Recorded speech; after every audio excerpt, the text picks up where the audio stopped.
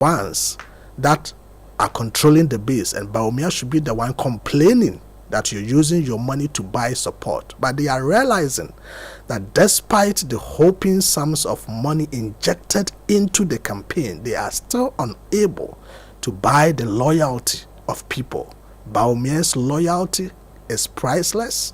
The people love him. They think he is the one who is better prepared, well positioned, has the character, has the humility, has the respect of the people, and can deliver power to the NPP and serve as a president who will not disgrace the party. It's also important for the party people. You can be a president, but your conduct should hold the party together such that even as you rule as the president, Ghanaians will still have trust, confidence, and belief in the dignity of the character of the NPP people. Talking about loyalty, before he became vice president and throughout his vice presidency, the economy is something that we put around Dr. Bawumia.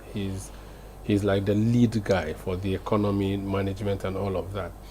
It is curious that into this contest now, all the people who have worked in that space with him have abandoned his boat, except, of course, Dr. Amin Adam, who is still MP, who was former finance minister. But the deputies, Abna Ose-Asare is not supporting him. Stika was here in this same chair 2 days ago. He served as deputy finance minister. He's not with him. From Obuasi West, what's his name? Kweku Kwatin is also not supporting. And Ampabin. If they trusted in his economic knowledge and might, he should have been in the forefront of leading the agenda for him now. And yet they've left him. That's a problem, is it not? The names you mentioned are not the yardsticks that people or the party people use to measure their support for any candidate. They are also equally part of the basket of votes that everybody is campaigning to win. So they have their own right to decide who they support. And let me tell you, in time past, most of these people never supported Bawumia.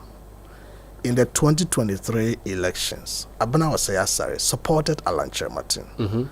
When Alan Chermatin lost the super delegates and decided to opt out of NPP, she went and supported Kennedy Japan. And Pabin at the time never supported Bawumia. Dr. Mark Esibeyebo, I don't know who he supported at the time, so I can't say he supported S or Y, but I can say with certainty that he was not part of the Bawumia team. Okay? Stika, yes, there is an indication he supported Bawumia, and I won't doubt it. Kweku Kwatin, I know, supported Bawumia. And so just as today, people who were moving with other candidates, Kennedy Japan's own campaign manager has left him. His key financier, Opombi, has left him. Edward Boatenko have left him. They have gone to other camps. Okay, some have left, other people joined Bawumia. You understand? So this is politics. It has nothing to do with which personality is supporting who, and that gives an indication that this is where others may have gone. No, they have in their own right decided to do S or Y. Okay. They have the right to do that, and we don't begrudge them. Dr. Bawumia has talked about the soul of the party. Your party has to be intact by the end of January into February next year before you go into 2028. Today when he spoke, he talked about the attacks, the intra-attacks, and he wants all of that turned against the NDC instead. How worried is he about the internal issues that are rising as a result of this election, and how does he intend? Does he intend to do the Atamils kind of thing? If you insult him, you say, okay, that's it, or he's going to fight back? How is he going to do it? No, first and foremost, you can trust me that Bawumia is not going to fight back on insults. He will fight back on policies and what he thinks we must do to make the NPP better. But trust me, he's never going to fight back on it. It is not his style. It's just like dancing. Even if he insults, it will go well. You understand? You have to take him to dancing lessons. Exactly. So I know that just as dancing is not his style, insult is equally not his style. So that is why he said today, if there would be anyone to bring divisions and rancor in the NPP, you can trust him that he, Bawumia, will not be the source. So his style is to project his vision, to tell you what he's done before. And if you listen to all the aspirants who have filed, I dare say that Bawumia is the only person who has been able to demonstrate clear policy vision path for the country and for the NPP. He talked about what he was able to do in his little corner as vice president, and he thinks that given the opportunity he can do more, and he outlined his vision for Ghana and the party.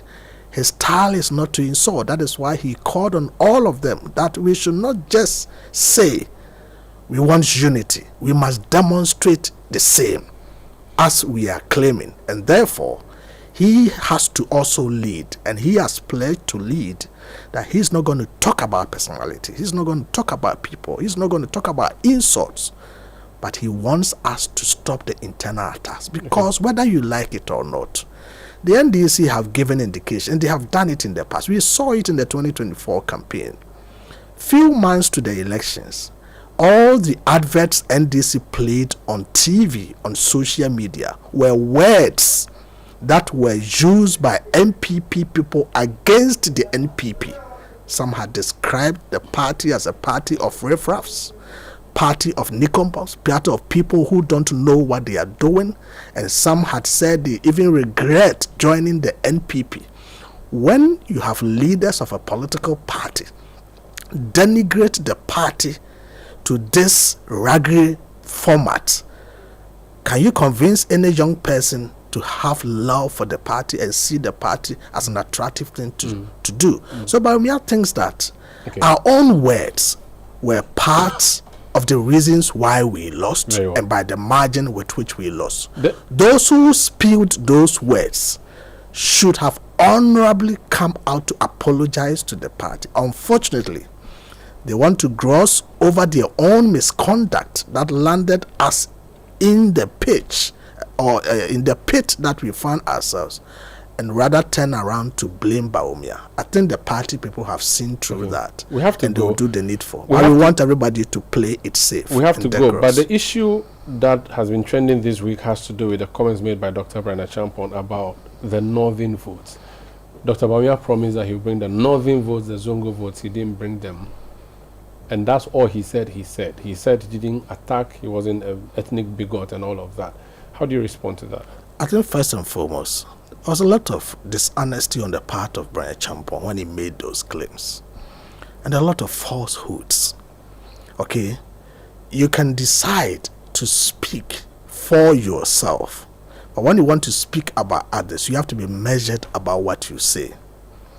When you say Bawumia didn't bring the northern votes, what exactly does he mean? Is he saying that the northern terrain was a region that the NPP was winning and we lost? Or it is a region that we used to lose already and Bawumia made the loss worse? Or what? I have heard people and I've seen that narrative, and we have provided the data. That what they are saying is not supported by the data. First and foremost, they said Bawumia's own people didn't vote for him. But the electoral data for 2024 shows clearly that in 15 out of the 16 regions, NPP votes declined in every single region from 2020 to 2024. In fact, on top of my head, in Greater Accra region, the votes that we got in 2020, when we're coming to 2024, declined by over 500,000. In Ashanti region, it declined by over 400,000. In Eastern region, over 300,000. So it's not exclusive to the north? No, it's not exclusive to the north. Okay. The interesting thing is that the only region, okay, in which NPP votes did not decrease in 2024 relative to 2020 is Bawumia's own home region, which is the northeast region. Okay. Why are they grossing over this fact? Very well. To indicate that there's only one region that NPP appreciated in votes in 2024 relative to 2020, and that region is the northeast region in the northern region. So to say that Bawumia's own home region did not vote for him is bastardization of the fact and data and display of intellectual dishonesty, and people who want to come to the table to serve as flag bearers and ultimately presidents of this country should not engage in such bastardization of facts and display of intellectual dishonesty. Thank you so much, Dr. Gideon Boako. He is Deputy Ranking Member on the Finance Committee and MP for Tanon North, but we're busy talking about Dr. Bawumia. Are you still his spokesperson? Yeah, I'm still his technical advisor and spokesperson. Okay, I'll tell Speaker Bagbin that you are engaging in private office. I'm not paid for that. Okay. I'm not paid for the role I play for Bawumia now. It's voluntary. He has helped me, nurtured me, groomed me to become an MP. The best I can do is to give back to him without any pay. Wish you all the best, and thank you so much for joining us. Thank you so much. So that's Dr. Gideon Boako. He was my guest on Point Blank.